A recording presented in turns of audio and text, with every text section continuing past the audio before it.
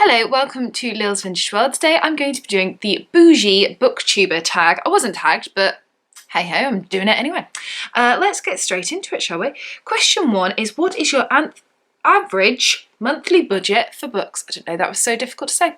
I don't have one currently. I have, however, started doing a saving book.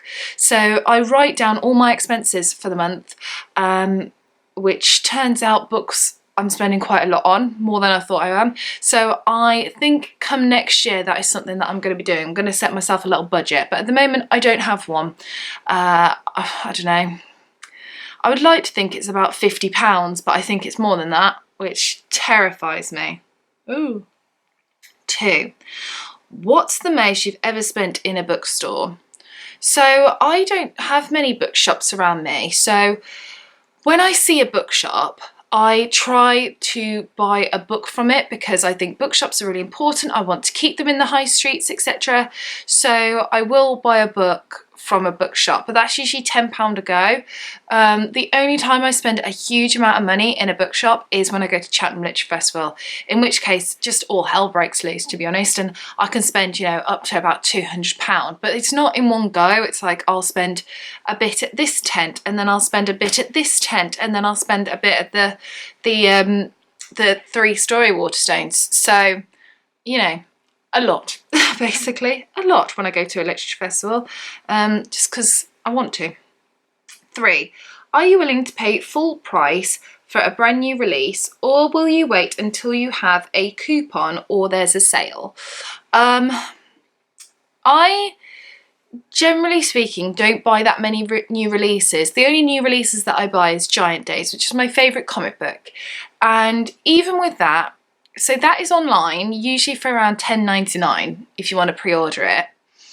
But then if you wait like 2 or 3 days, then it comes down in price by up to goes to about £7-8, and that's when I buy it. So I wait a couple of days for it to come down a little bit from the £10.99, and then I buy it. But that's the only new release that I buy. When it comes to things like non-fiction that I love, that I really want to get my hands on, then what I do is I wait for the paperback to come out. So I do it like that, really. But I'm quite a patient person, so I can wait that little bit longer to get a better deal. 4. Would you rather buy one new book or several less expensive used copies? I probably the new book. I don't, generally speaking, I don't buy that many new books, but I would rather say pick up a copy of Giant Days than I would, you know, some new used books. But I probably buy about half and half, to be honest. Half my books are brand spanking new and half my books are used, so yeah. 5. What do you think is a reasonable price for a new hardback book, paperback and an ebook? Ebook I'll only spend up to about £3 just because I prefer to read a physical copy and I might be able to find it at a charity shop. Paperbacks have gone up in price, and you can spend, I think the most that I spend is about £10.99 on non-fiction, but generally speaking they're about £9.99 now, which you think is expensive to obviously what you were as a child, because prices go up with things, but the amount of work that goes into it, it's alright. And then hardback, around £20-25, but I don't buy them very often. I only buy hardbacks really when I'm at Cheltenham, or if it's a series that I'm collecting. So for instance, you can't see it, but up here is my Alison Weir 6 Wives Henry VIII series. Now I've got those in hardback, even though they're also out in paperback, just because I started collecting them in hardback, so I've carried it on. But generally speaking, I don't really buy them that much. 6. Is a signed book worth more to you? How about first editions? First editions, not really. The only first editions I have, I've got a couple of Harry Potter first editions, and that's just because I was the Harry Potter generation, so I bought the books the day they were released. But they don't necessarily mean more to me or anything. I would love to have some first editions of my favourite books. So my favourite book of all time is Miss Pettigrew Lives for a Day by Watson. But I've never found another copy of that book that wasn't a Persephone copy. So I can't even get, you know, a different copy, let alone a first edition. But yeah, I suppose a first edition of your favourite books would be great, but I'm not, you know, I'm not bothered by it. Signed books, they are usually worth more to me just because I tie a signed book with an experience. So most of my signed books I've got from Cheltenham Literature Festival, where the author has, you know, had a chat with me, and, you know, we've had kind of like an experience together. So they're kind of worth more to me. 7. What is your most valuable book, sentimental or actual value? I don't think I have any books worth actual value, to be honest. My collection is a collection for me, and I don't have any like antiques or any special editions or anything like that. So I don't think I have anything of monetary value, really. My most valuable book, sentimental wise, is either my copy of Elizabeth by Dr. David Starkey, which my uncle gave me, knowing how much, you know, I'm interested in Tudor history, and in particular Elizabeth I. He gave me that when I was I don't know, about 11, 12, something like that.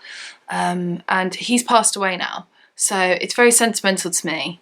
I've read it quite a few times and I love it very much. Or the other one is, bear with me, is this copy of The Secret Garden by Frances Hodgson Burnett.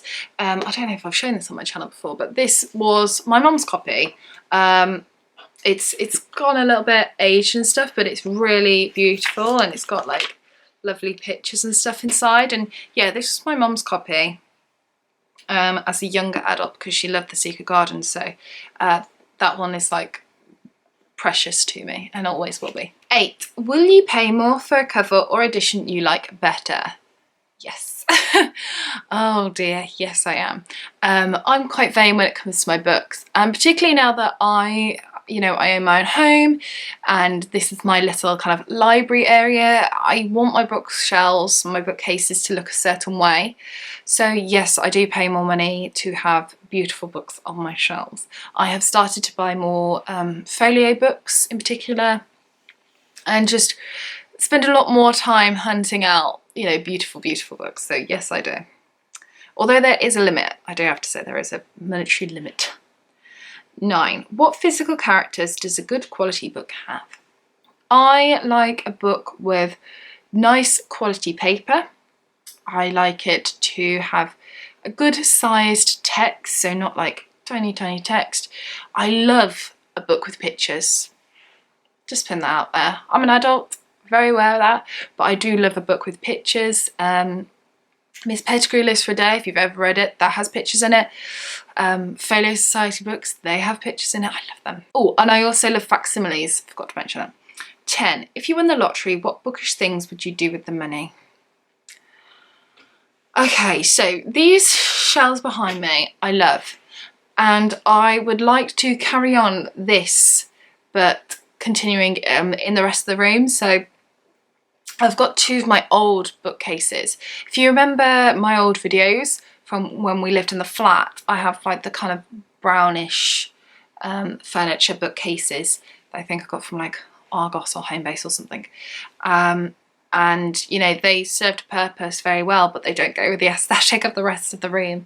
So I would like to finish that off and get it all looking nice and neat. I would also probably buy all the books that's on my wish list, because there's quite a few on there that are quite a lot of money, particularly ones on history of fashion. Those books are really expensive, but I've got quite a few sat on my wish list, so I'd probably buy them. Yes, and then I would, if I won the lottery and I could do something bookish with it, I'd probably like to donate some to some sort of charity to get people who don't have access to books, to give them books, something like that. If that's a thing. If it's not a thing, I would like it to be a thing. Bonus: give us an image, actual, mental, or of your dream home library. This is my dream home library. I absolutely love my bookshelves and my bookcases, and it might not be for everybody, but it is for me. I love it. So yeah, this is my dream, and yeah, I love it. I would like a little ladder, I think. But other than that, this. So that is it for the Boujee Booktuber tag. I hope you've enjoyed this video. If you have, please give it a big thumbs up and write me a comment in the comment section below. And that's it. I shall see you soon for my next video. Bye for now.